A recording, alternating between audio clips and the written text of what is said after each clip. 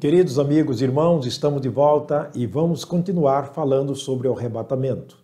Este é um assunto fascinante, um assunto esperado por todos os salvos. Nós temos aprendido que o arrebatamento é composto de 6 acontecimentos, 6 fatos interessantes, mas o que me impressiona é que esses acontecimentos estão numa ordem cronológica.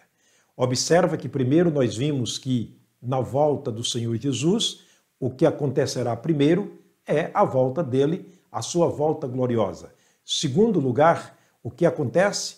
A ressurreição dos corpos dos mortos salvos, que morreram durante todo o tempo da graça.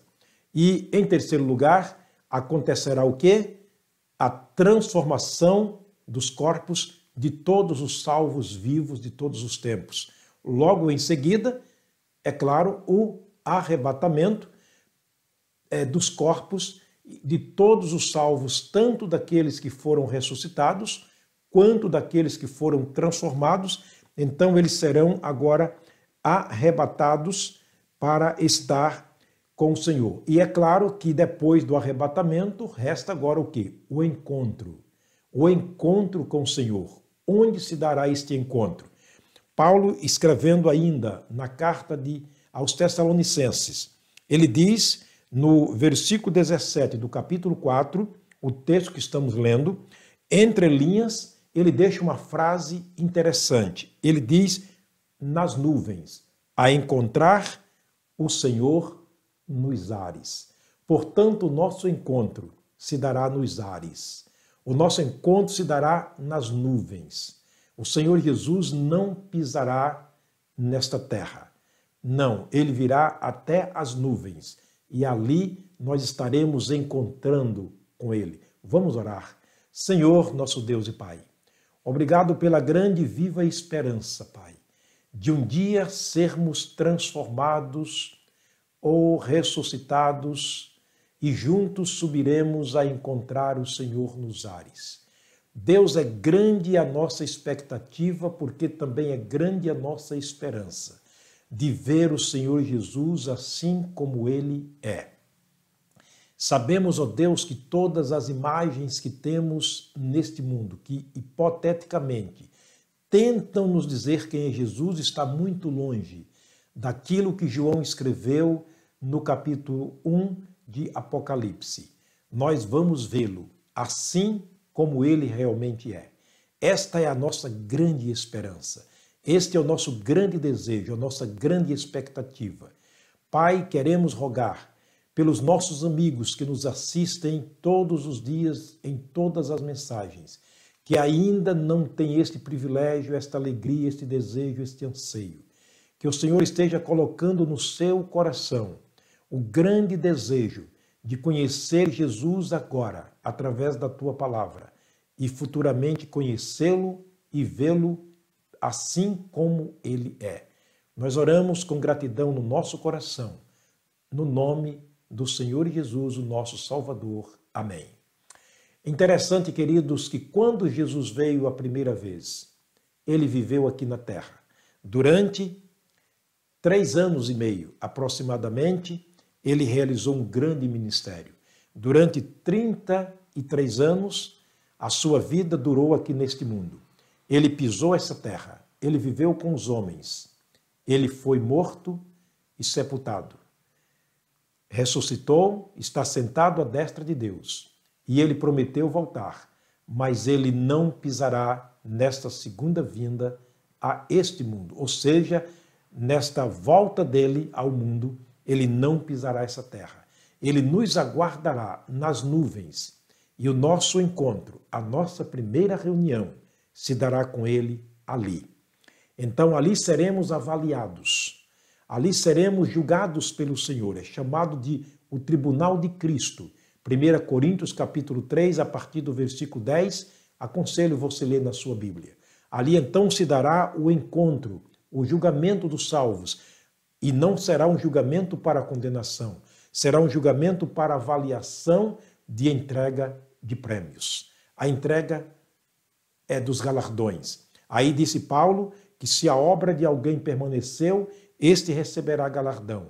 Se a obra de alguém se queimar, o tal será salvo, todavia, como que pelo fogo. Ali não haverá mais condenação.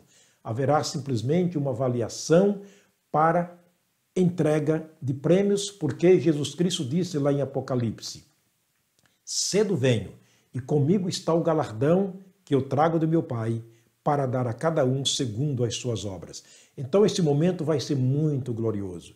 Eu imagino a alegria que será naquele momento, quando entre as nuvens nós estaremos vendo Jesus exatamente como ele é.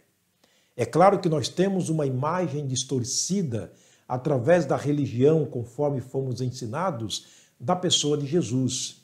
Mas a Bíblia Sagrada diz que ele é bastante diferente daquilo que nós pensamos, daquilo que nós vimos, ou daquilo que é fabricado pelas mãos dos homens ou pintado em um quadro. Ele é totalmente diferente, ele é glorioso, ele é majestoso, ele é lindo, maravilhosamente, grandiosamente, poderosamente resplendente. Ele vai estar trazendo para nós uma imagem que nós nunca vimos antes, uma imagem que nós nunca percebemos antes, nunca pensamos como seria. Eu creio que vai ser grande a surpresa, vai ser grande aquele momento quando estivermos encontrando com o Senhor Jesus Cristo, nas nuvens, não aqui, mas nas nuvens. Portanto, esse quinto acontecimento será marcado também por atos dolorosos para aqueles que aqui ficam. Quero ler para você o que o próprio Jesus Cristo disse em Mateus capítulo 24. Mateus capítulo 24, ele disse algo interessante que nós precisamos entendermos. O que Jesus disse aqui, que no momento do arrebatamento, quando os salvos forem tirados deste mundo, é claro que de entre as famílias, de entre os amigos, esposo e esposa, filhos e pais, alguém ficará para trás. Estamos falando daqueles que não receberam Jesus como Salvador pessoal. Portanto, quero que você preste bastante atenção no que disse Jesus em Mateus capítulo 24, versos 40 e 41. Então, estando dois no campo, será levado um e deixado o outro. Será muito doloroso. Será levado um e deixado o outro. Isto é na condição de que um está preparado, recebeu Jesus como Salvador pessoal, e o outro não recebeu Jesus como Salvador, obrigatoriamente, por uma livre, espontânea vontade da pessoa que não quis Jesus, ele ficará neste mundo. Um será levado e o outro será deixado. O verso 41 disse Jesus: estando duas mulheres moendo no moinho, uma será levada e a outra será deixada. Não obrigatoriamente, mas é claro que isso depende muito do nosso desejo, da nossa decisão, do nosso querer. Porque hoje o querer está em nossas mãos. Ele disse: aquele que ouvir a minha palavra e crer naquele que me enviou, tem a vida eterna. Aquele que crê não entrará em condenação, mas aquele que não crê já está condenado. Portanto, a decisão está em nossas mãos de subir com o Senhor, de irmos com Ele, ou para Ele no arrebatamento, ou ficarmos aqui após o arrebatamento, para as grandes coisas que haverão de acontecer neste mundo, a começar pelos julgamentos a partir do capítulo 4 de Apocalipse até o capítulo 20. Portanto, é necessário que nós entendamos isto. Eu imagino, queridos, que no momento do arrebatamento, este encontro com o Senhor nos ares, enquanto nós estamos ali sendo recepcionados com o Senhor nos ares, nas nuvens, eu imagino o clamor que vai estar este mundo. Eu imagino os gritos de clamor, a ausência total e definitiva dos salvos neste mundo. Eu imagino. Aqui ficará sem Deus, sem Jesus, sem o Espírito Santo e sem a graça de Deus. Haverá o tempo da desgraça, quer dizer, a falta da graça de Deus neste mundo. Então, caracteriza este mundo como um mundo desgraçado, sem a presença de Deus. Os tempos ficarão aqui. Nesse tempo, com certeza, ficarão abertos. Agora poderão até fecharem-se, mas nesse tempo eles ficarão abertos. Porém, sem os salvos, sem os pastores, sem os ministros, sem os pregadores da palavra de Deus. A palavra de Deus estará aqui, mas ela não terá nenhum sentido. Porque o Espírito Santo é quem nos ensina a palavra do Senhor. O Espírito Santo é quem revela para nós os segredos escritos na palavra de Deus. Então, lendo ou não a palavra de Deus nesse tempo, não terá sentido para ninguém. O pior que eu acho nessa época é que a graça de Deus não estará mais aqui. Esse tempo que lhe propicia receber Jesus como Salvador e pela graça você ser alcançado para a salvação. O que você está esperando? Por que tempo você está esperando? Qual o tempo melhor que você acha para receber Jesus como Salvador, a não ser este tempo da graça, esse tempo do favor imerecido? É verdade que no tempo do julgamento, cada um será julgado pelo seu merecimento, mas no tempo da graça, seremos salvos sem o nosso merecimento. Porque pela graça sois salvos por meio da fé. Isso não vem de nós, é dom de Deus. Não vem das obras para que ninguém se glorie. Somos criados em Cristo Jesus para as boas obras.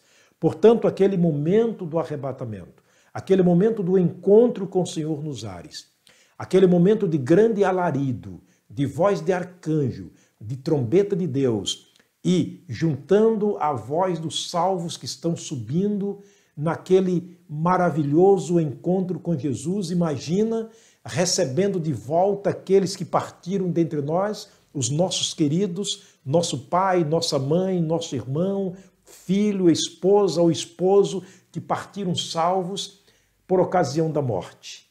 Mas agora estaremos encontrando de novo, estaremos revendo outra vez, não nesse corpo, mas num corpo glorioso, santificado, justificado, pela graça de Deus, semelhante ao corpo de Jesus, naquela festa espiritual, naquele momento de regozijo espiritual. Enquanto isto, o mundo estará começando as suas atrocidades. O mundo estará começando o seu massacre. O julgamento de Deus começará a ser lançado sobre este mundo.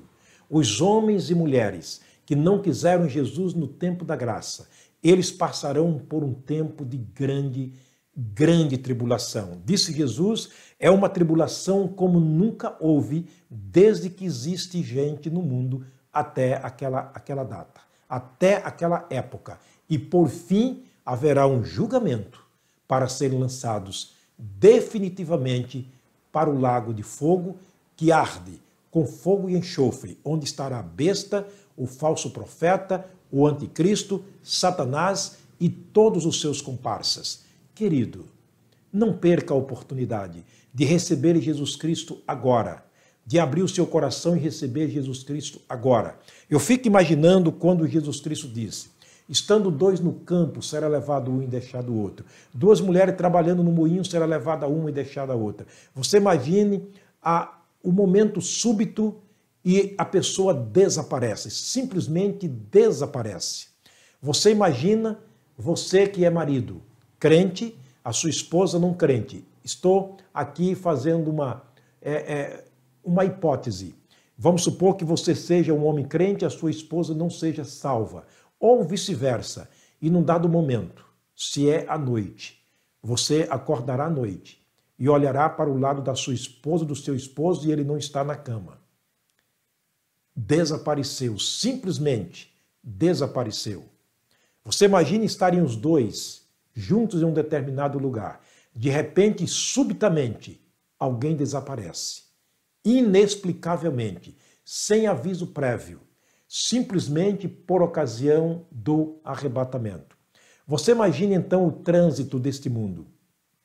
As grandes metrópoles, sem os motoristas na direção dos automóveis, sem o piloto na cabine de um avião.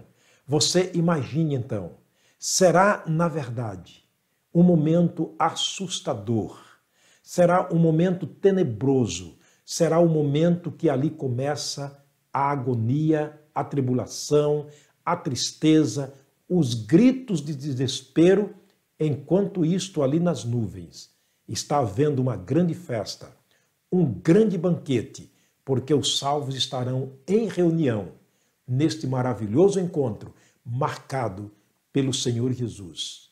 Meu querido, por favor, estou apelando para o teu coração.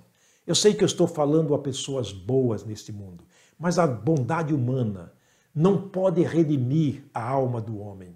Eu sei que estou falando a pessoas que nunca fizeram mal a ninguém, pelo contrário, sempre fizeram bem. Mas o bem que nós praticamos não pode nos levar para os céus.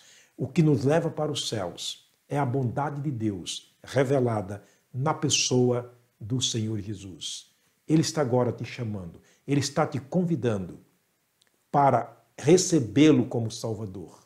No último dia, aqueles que aqui ficarem haverão de procurá-lo e ele responderá: nunca vos conheci. Apartai de mim, vós que praticais a iniquidade, o pecado imperdoável, a rejeição. Portanto, meu querido amigo, você que ainda não é uma pessoa salva, não tem Jesus como seu Salvador, não tem certeza absoluta da sua eterna vida com Deus na eternidade, eis aqui agora a grande oportunidade, neste momento.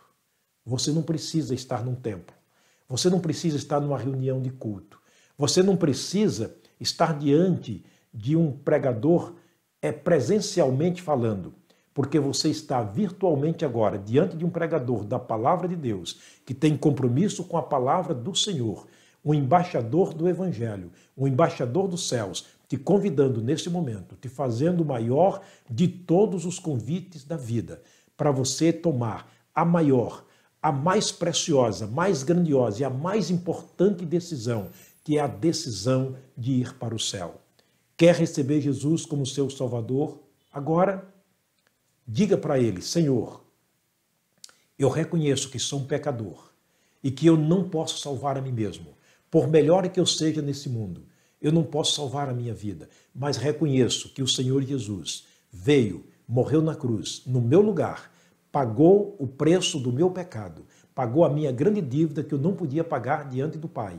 Eu sei, Senhor, agora que o Senhor Jesus veio para fazer pecado no meu lugar, se fazer pecador, condenado, ímpio no meu lugar, que sou ímpio e pecador. Portanto, neste momento, eu abro o meu coração, te recebo como meu Salvador. Se você fizer isto, eu garanto, baseado na palavra de Deus, você será recebido pelo Pai, na pessoa de Jesus, e o seu nome será escrito no livro da vida. Do contrário, se não creres, será condenado. A escolha é sua. Deus faz a opção. Você faz a escolha. O Senhor te abençoe. O Senhor te guarde.